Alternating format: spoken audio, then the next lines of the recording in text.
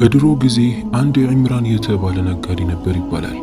ይህ ሰው ሀብታምና ባለጸጋ ከመሆኑ ባሻገር መንደሩ ላይ ላሉ ለተቸገሩ ላልተቸገሩትም ለጠየቀው ሁሉ ምንም ሳይሰስት የሚሰጥ ግለሰብ ነበር። አሰላሙ አለይኩም ወራህመቱላህ። የተከበራችሁና ውድ ተከታታዮቼ ለአረፋ የሚሆን አሪፍ ፓኬጆችን አዘጋጅቼ እናንተን በመጠበቅ ላይ ነኝ። ለወዳጅ ዘመዶ በስጦታ መልኩ የሚያበረክቱት አሪፍ አልባሳትን፣ ሽቶዎችን፣ ጫማዎችን እንዲሁም ብራንድ የሆኑ ሰዓቶችንም ጨምሮ አዘጋጅተንላችኋል። እንደሌላው ጊዜ ከውጭ ሀገር ሆናችሁ ሀገር ውስጥ ላለ ወዳጅ ዘመዳችሁ በእኛ በኩል መላክ ትችላላችሁ። ስክሪኑ ላይ ባለው ስልክ ቁጥር በመደወል አሊያም ዋትስአፕ፣ ቴሌግራም እንዲሁም ኢሞ ላይ ልታገኙን ትችላላችሁ። በመንደሩ ላይ ውሃ በጠፋ ሰዓት ጉድጓድ ተቆፍሮ ውሃ እንዲወጣ አድርጓል። የመስጂድ ግንቦችና ግድግዳዎች ሲበላሹ እንዲሰሩ አድርጓል።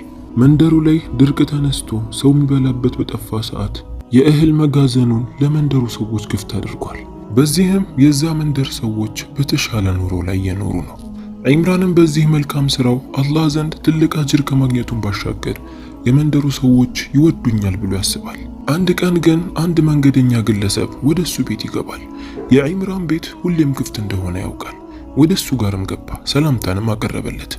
ቁጭ ብሎም እያወሩ ሳለ በመሃል ያ ግለሰብ እንዲህ ይላል።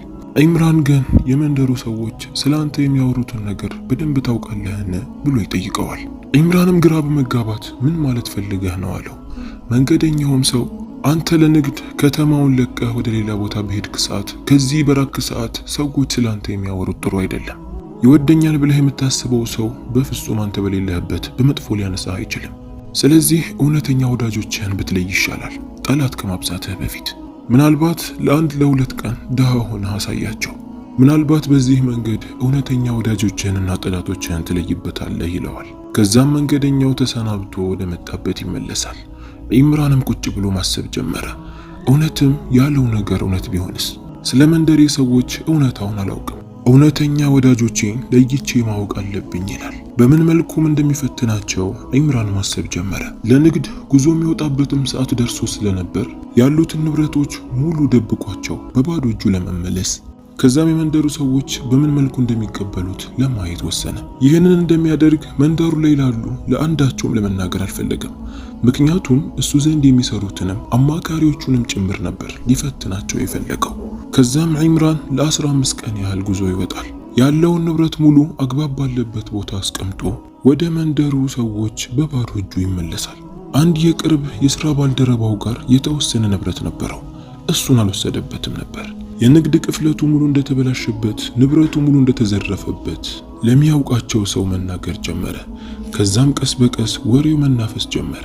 ኢምራን ከሰረ፣ ንብረቱ ሙሉ ወደመ፣ ዕዳ ውስጥ ገብቷል እየተባለ የመንደሩ ሰዎች እየተቀባበሉ ያወሩ ጀመር።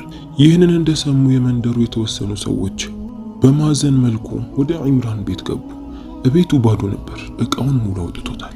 አብሽር ኢምራን፣ ዱንያ እንደሆነች ጠፊ ናት፣ ትዕግስት አድርግ ብለውት ወደ መጡበት ይመለሳሉ። አንዱም ንብረቱ በምን መልኩ እንደጠፋ አብሽር ከኔ ጋር ትሰራለህ ያለው ሰው አልነበረም። የኢምራን የቅርብ አማካሪ እሱ ጋር ንብረት የነበረው ግለሰብ ስሙ ጃዕፈር ይባላል። ጃዕፈር የባልደረባው ኢምራን ንብረት ሙሉ እንደጠፋና የንግድ ቅፍለቶቹ እንደተበላሹበት ሲሰማ እሱ ጋር ያለውን ንብረት ሊመልስለት አልፈለገም። የመንደሩ ሰዎች ሁሉ የኢምራን ንብረት ጠፋ፣ ዕዳ ውስጥ ገባ እያሉ ሲያወሩ የነበረውን ሰምቶ ስለነበር እሱም በዚህ ምክንያት ንብረቱን ላይመልሰውና በራሱ እጅ ሊያደርገው ፈለገ። በምን መልኩ ማድረግ እንዳለበትም ማሰብ ጀመረ። ኢምራን ጭራሽ ጃዕፈር ይቀየርብኛል ብሎ አላሰበም ነበር። ኢምራን ወደ ገበያ እየወጣ መልካም የዋለላቸው ሰዎች ጋር እየሄደ በግልጽ ያማክራቸው ጀመር። ገና አንዳንድ ሰዎች ከሩቅ ሲያዩት ምን አለ ይሄ ሰው ንብረቱን ሙሉ ሰደቃ ባያደርግ፣ ነገ ድህነት የሌለ ይመስል ዝም ብሎ ንብረቱን ይሰጣል አይ እያሉ አንዳንድ ሰዎች ያዝናሉ። በሌላ በኩል ደግሞ ጃዕፈር እሱም እንደዛው የሚያውቃቸው ቅርብ ሰዎች ጋር የኢምራን ጓደኞች ጋር እየሄደ ኢምራን ከሱ ንብረትን ተበድሮ ብዙ ነገር እንዳጠፋ፣ አሁን ባለ ዕዳ እንደሆነ ለሰዎች ይናገር ጀመር። መጀመሪያ አካባቢ ለኢምራን ያዘነ መስሎ ነበር ሲናገር የነበረው።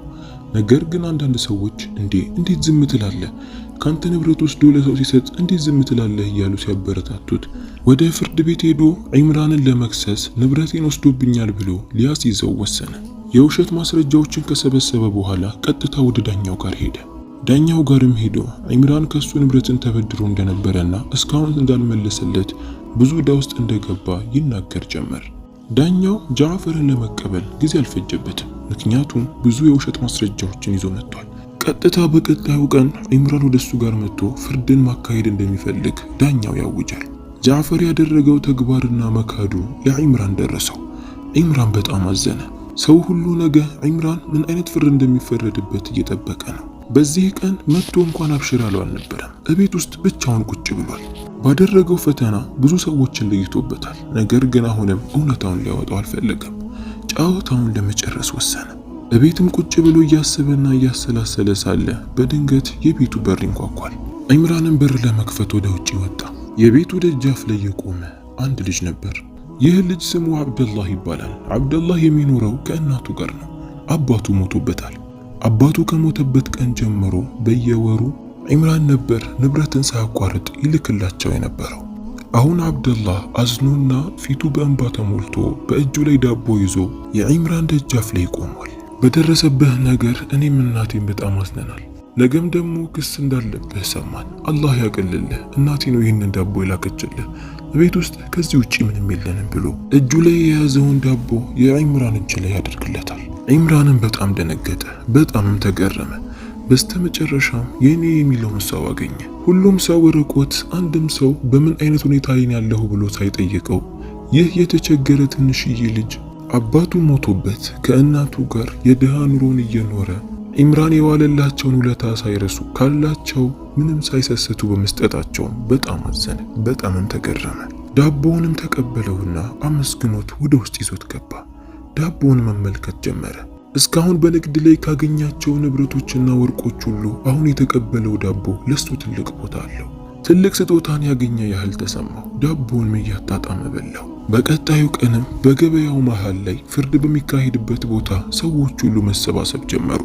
ጃዕፈር የውሸት ማስረጃውን ይዞ ዒምራን የተቀራውን ብቸኛ ቤቱን በሱ ስም እንዲያዞር አሊያ ደግሞ ያለበትን ዕዳ እንዲከፍል በሚል ወረቀቶችን ይዞ ቆሟል።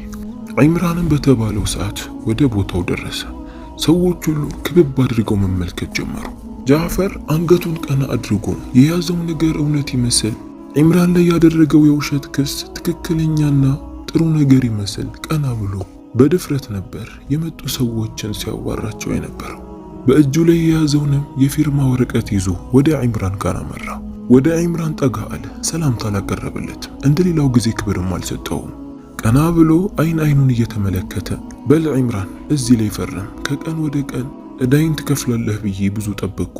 ነገር ግን አንተ ድሃ ሆኜ መጣሁ አልከን። በአንተ ተማምኜ ንብረቴን ሙሉ ሰጥቻለሁ። በል አሁን እዚህ ላይ ፈርምና ያለህን ቤት በእኔ አዙር። ያለብህ ዕዳ ምንም ያህል ከዚህም የበለጠ ቢሆንም ያለፈውን ግን ትቼሃለሁ። ከዚህ በላይ ግን ልታገስህ አልችልም በማለት ወረቀቱን አውጥቶ ይሰጠዋል። በዚህ ሰዓት ግን ሁሉንም ያስደነገጠ አንድ ድምፅ ተሰማ። አንድ አዛውንት ነበረች። በእጇ ላይ ከዘራ ይዛ መሬቱን በኃይል እየመታች ወደ እነሱ ፊት ለፊት ቀረበች። ይህች አዛውንት እናት የአብደላህ እናት ነበረች። ማታ ላይ ካላት አካፍላ ለዒምራን የላከችለት ማለት ነው። ሰው ሁሉ ከቦ እየተመለከታቸው ነው። ወንዱም ሴቱም ከቧቸዋል።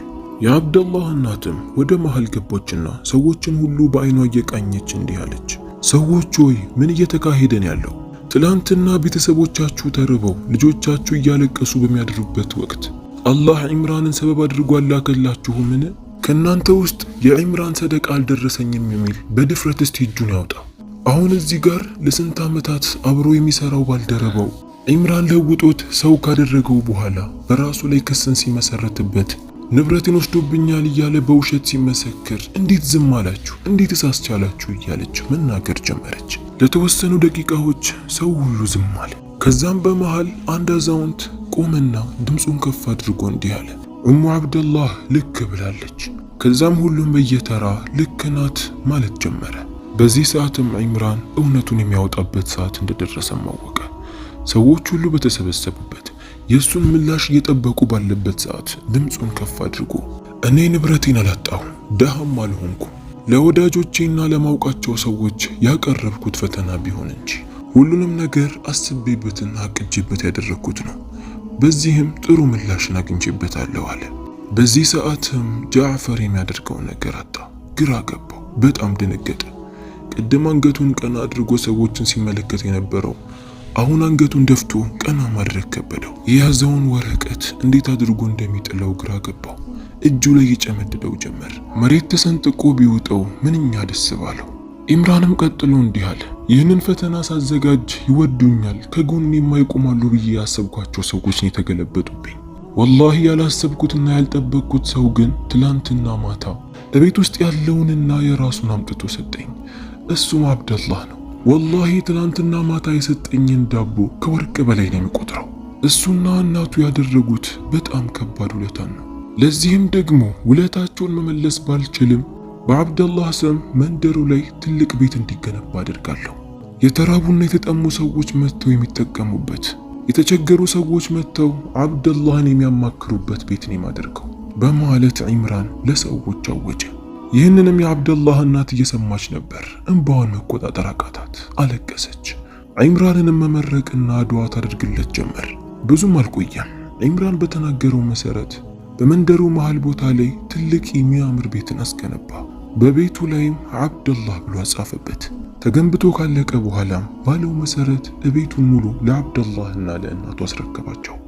አብደላህም የዛህ ቤት ተቆጣጣሪ ሆነ። ማንኛውም የተቸገረ ሰው ሲመጣ ችግሩን የሚያወያየው ለአብደላህና ለእናቱ ነው። ኢምራንም ጠዋት እየመጣ አብደላህና እናቱንም ይጎበኛቸዋል። በዚህም ለአብደላህና ለእናቱ ትልቅ የሥራ ምንጭን አበጀላቸው። ብዙ ጊዜ እየመጣም አብደላህን አይጠይቀውም። ምክንያቱም የገነባው ቤት የሱ ሐቅ አይደለም። ለአንተ ያስደሰተህና ጥሩ ቀንህ መቼ ነው ተብሎ ሲጠየቅ የኢምራን መልስ በጨለማ ማንም በሌለኝ ሰዓት እኔ ጋር አንድ ዳቦ የመጣበት ቀን ነው በማለት ይመልሳል። ሱብሃንአላህ። አላህ እውነተኛ ወዳጆቻችንን ያብዛልን፣ መጥፎዎቹን ደግሞ ይያዝልን፣ እኛንም ከጥሩዎች ያድርገን። አላህ በሰማነው የምንጠቀም ያድርገን። ቪዲዮን ሰብስክራይብ፣ ላይክ፣ ሼር ማድረጋችሁን እንዳትረሱ። በሌላ ታሪክ እስከምንገናኝ ድረስ ወሰላሙ አለይኩም ወራህመቱላህ።